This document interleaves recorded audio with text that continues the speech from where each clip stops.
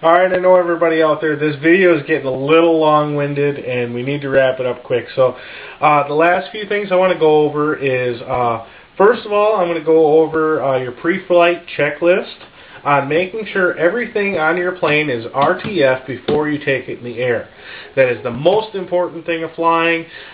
I mean, if you don't make sure of that, you're going to end up with crashes like we had with this plane over and over and over again, and then you're going to end up with a really ugly plane because you're going to have to rebuild it.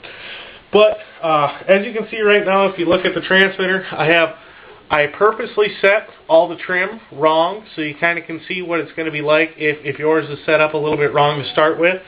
As you can see back here, the right aileron is tilted down a little bit, the left aileron is tilted up a little bit, your rudder is tilted a little bit to your left, your elevator is tilted up so it's going to want to climb, and right now, as you can see, the carburetor is pretty wide open running at way higher than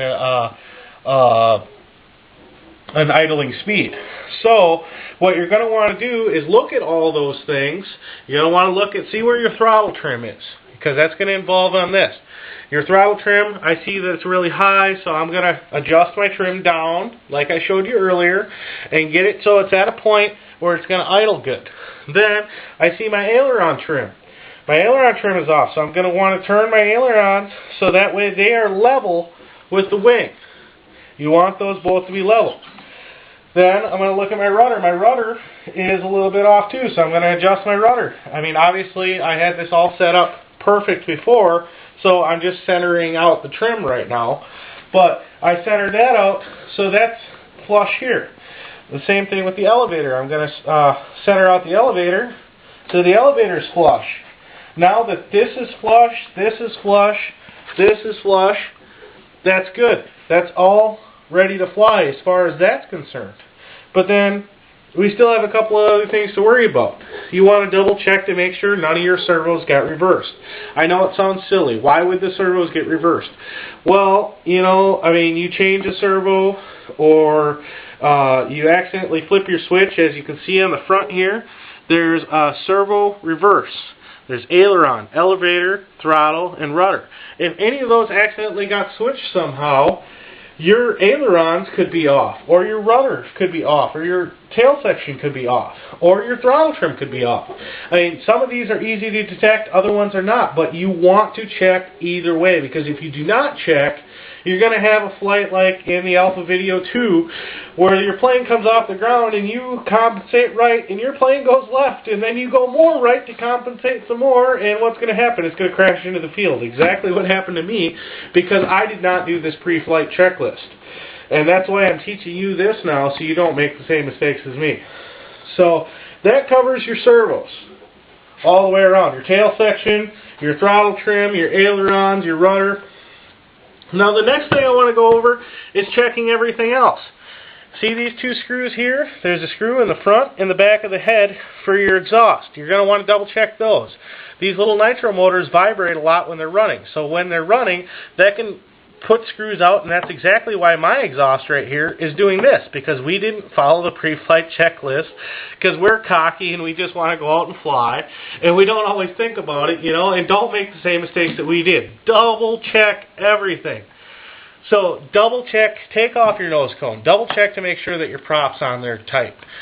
Take off, tighten these down. Check your carburetor screws. There's a carburetor screw on either side of the carburetor. Double check to make sure that your motor mount screws are tight. Double check to make sure that your steering arm with servo in the front, where the arm is down here, is tight. Double check all that stuff and do it twice, because if you do that, then you know for sure, without a doubt, when you go to take this plane off the ground, it's going to do exactly what you tell it to. And that is pretty much the most important part of RC, because let's remember, the C stands for control.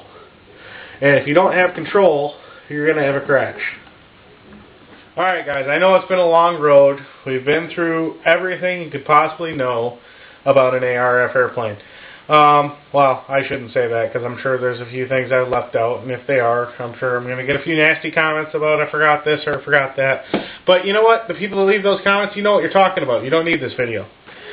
But the last thing I want to go over is rebuilding. As you can see, this plane has been rebuilt. If you've watched any of the Alpha 40 videos that I have on my channel, you'll see the crashes that caused this. Actually, I'm going to pause right now.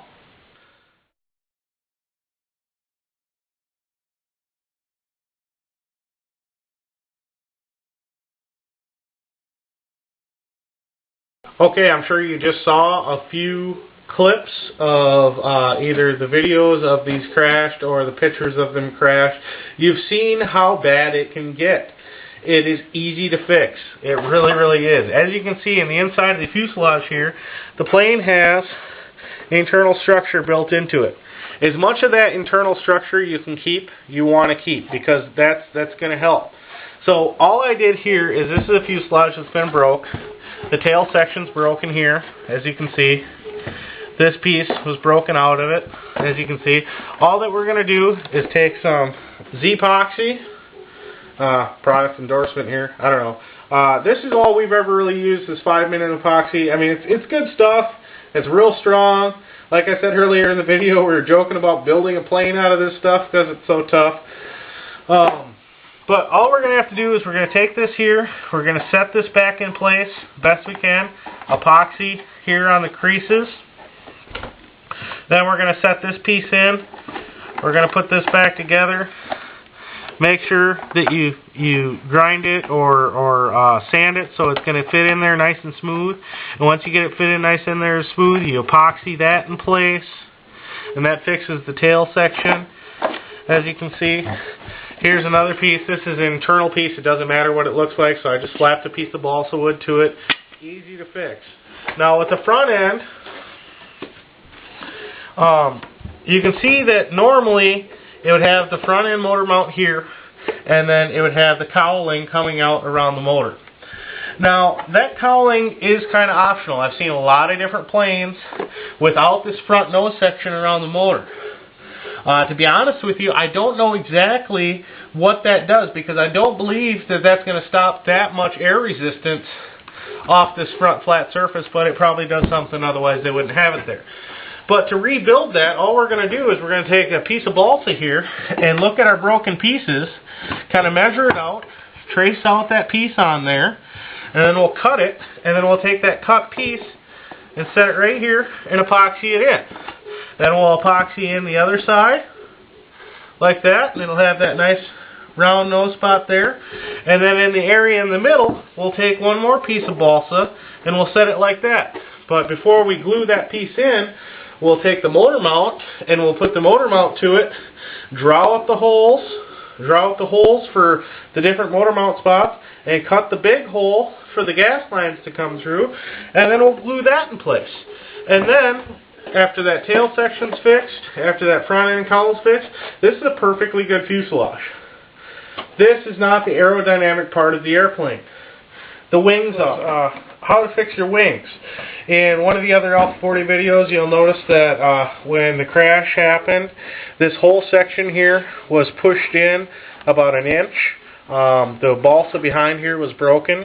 So what I did was I peeled back this layer of plastic here and a layer of plastic here, and then I set in some reinforcement, and I re-epoxied the pieces that came out in there, and as you can see now, it's good and strong. It ain't going anywhere.